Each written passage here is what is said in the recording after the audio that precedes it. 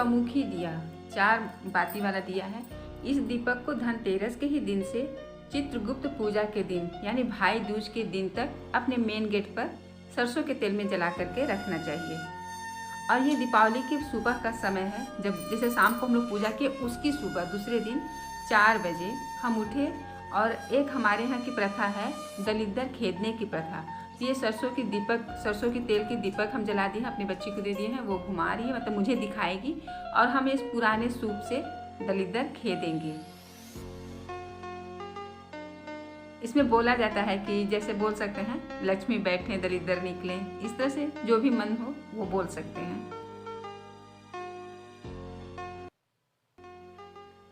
Hello everyone, welcome back to my channel R Smita festive blog. तो बताइए कैसे हैं सब।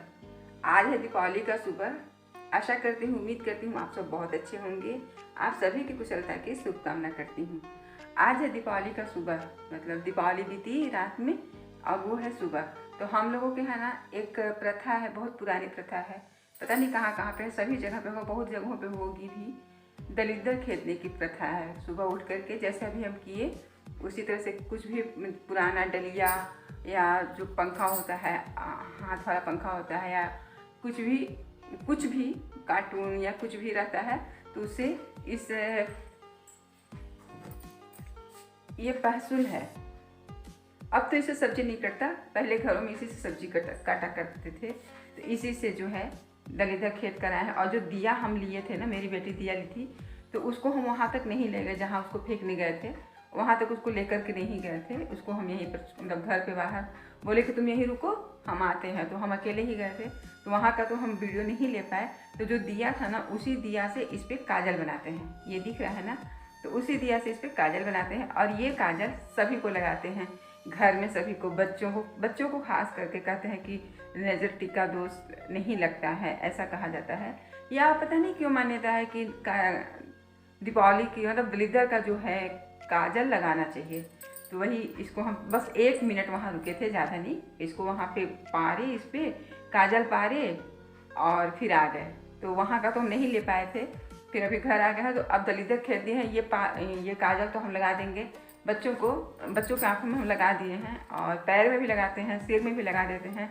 जो आँख में जिनको लगाने की आदत नहीं है वो सिर में लगा देते हैं, और हम तो लगा दिए हैं थोड़ा थोड़ा, मतलब थोड़ा थोड़ा। एक नाम होता है, अब पता नहीं क्यों लगाया जाता है, ये तो मुझे नहीं मालूम, लेकिन दादी या सासू माँ, नानी लोग, मम्मी कहती थी कि कहती हैं, मम्मी तो हैं, तो कहती हैं कि मतलब बच्चों को लगाना चाहिए, नज़र नहीं लगता है या कुछ दोष होता है तो मिट जाता है। पता नहीं, मुझे तो नहीं मालूम, लेकिन हाँ ऐसा करते हैं। सो हम भी कर दिए और हम भी लगा लिए हैं अपने आँख में, थोड़ा सा लगाए हैं, क्योंकि मुझे भी नज़र नहीं लगना चाहिए। मुझे नज़र लग जाएगा तो मेरे घर को कौन देखेगा, इसलिए। और अभी बज रहा है 5:30। अब मुझे पूरे घर में पोछा लगाना है, पोछा लगा करके नहाएंगे। उसके अब ऐसे कुछ नहीं कर सकते, पूरे घर में पोछा लगाने के बाद तब नहाएंगे। तो बने रहिएगा वीडियो में। वीडियो अगर पसंद आएगा तो लाइक कीजिएगा, चैनल पर फर्स्ट टाइम विजिट कर रहे होंगे तो सब्सक्राइब कीजिएगा। हो चुकी है मेरे ब्लॉग की शुरुआत, बने रहिएगा दिन भर मेरे साथ। और ये वो हम काजल दिखा रहे हैं, जो शाम को, दीपावली की शाम को जब पूजा हुआ उसके बाद जो हम काजल कपूर की बाती बनाकर, सरसों के तेल में कपूर की बाती बनाकर इस काजल को हमने पारा है। और इसमें हम या तो गाय की देसी घी या पेंसिलिन जो दवा होती है, पेंसिलिन ही मिलाएंगे, वो दवा का काम करता है, तो उससे आँख भी ठीक रहता है। तो वो बना करके इसको हम रख देंगे, कभी कभी लगा देंगे बच्चों को, खुद भी लगा लेंगे। इससे ना आँख में जैसे कभी कीचड़ या कभी जैसे धुंधलापन या झाई टाइप का नहीं होता है, उससे साफ़ हो जाता है। तो कभी कभी लगा लेना चाहिए, रोज़ ना भी लगाएं तो कभी कभी लगा लेना चाहिए। और ये तो बहुत चलेगा, इस तरह से बना करके रखते हैं। जैसे जब बच्चे छोटे रहते हैं तो उनको काजल तो डेली लगाते हैं ना, तो ये काजल लगानी चाहिए, मार्केट की काजल नहीं लगानी चाहिए। हेलो डियरेस्ट फैमिली, मैं स्मिता स्वागत करती हूँ आप सभी का अपने YouTube चैनल जिसका नाम है आर स्मिता फेस्टिव ब्लॉग। तो बताइए कैसे हैं सब। आशा करती हूँ, उम्मीद करती हूँ आप सब बहुत अच्छे होंगे। आप सभी की कुशलता की शुभकामना करती हूँ।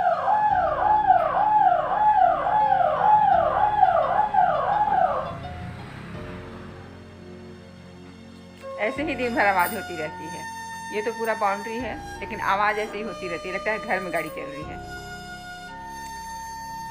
तो सुबह उठ करके जो हम दलिदर खेते जो दिखा रहे थे वो हुआ। उसके बाद नियम ही है कि पूरे घर में झाड़ू पोछा लगाना चाहिए, खास करके पोछा लगाना चाहिए। तो पोछा लगाए और अब नहा लिए हैं, नहा करके आ गए हैं, मतलब तैयार होकर के रेडी हो गए। आप लोगों का वेलकम कर ले रहे हैं और ब्लॉग की स्टार्ट कर रहे हैं, ब्लॉगिंग की स्टार्टिंग कर रहे हैं। जो भी काम करेंगे स्टार्टिंग काम होता रहेगा।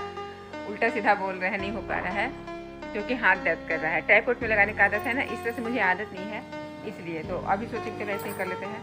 हाथ दर्द करने लगा, इतनी ही देर में हाथ दर्द करने लगा। तो हाँ, सबसे मोस्ट इम्पॉर्टेंट, वीडियो अगर पसंद आएगा तो लाइक कीजिएगा, चैनल पर फर्स्ट टाइम विजिट कर रहे होंगे तो सब्सक्राइब कीजिएगा। शेयर तो कोई करेगा नहीं, इसलिए कहना बेकार है। और शेयर लाइक नहीं होता होगा, इसलिए सब लोग शेयर नहीं करते होंगे, कोई बात नहीं।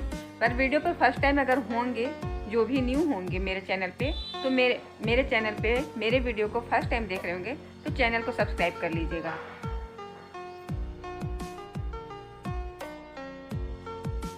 और ये जो पूजा का बर्तन है, पूजा का बर्तन या ऐसे भी जब कोई काम होता है इस तरह का ना, पूजा पाठ या कोई फंक्शन या कुछ भी, तो जितना तो आनंद आता है सेलिब्रेट करने में, उसके बाद जो ये रायता फैला होता है इसको समेटने में उतना ही मज़ा आता है, क्या ही बताएं।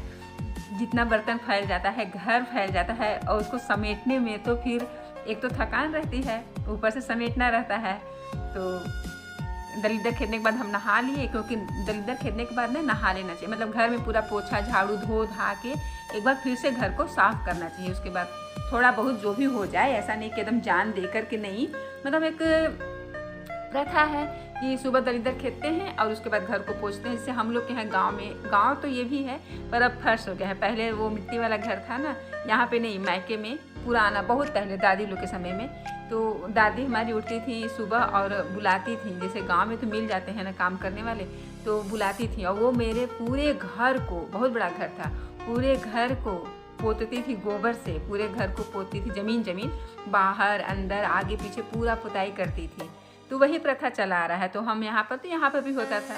तो अब हम जो है हम करते हैं, जब से मेरी शादी होकर के हम यहाँ आए तब से यहाँ हम करते हैं। तो अभी भी हम करते हैं वही चीज़। तो वही दलिदर खेद के पूरे घर को पोछा लगाए, तो जो भी है थकान तो हो ही जाती है पोछा लगाने में। फिर उसके बाद नहा धो लिए, उसके बाद तुरंत नहा धो के तो ये पूजा का बर्तन हम नहीं साफ़ किए थे।